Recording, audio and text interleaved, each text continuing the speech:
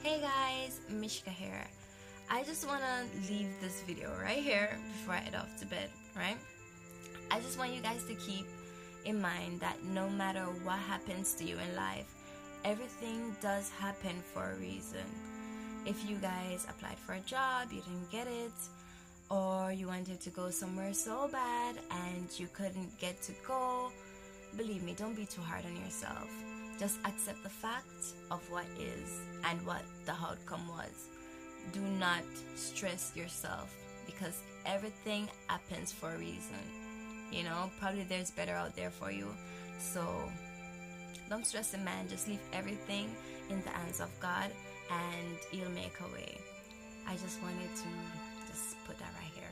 So I'm heading off to bed now. I hope you guys have a wonderful night and nighty night, sleep well.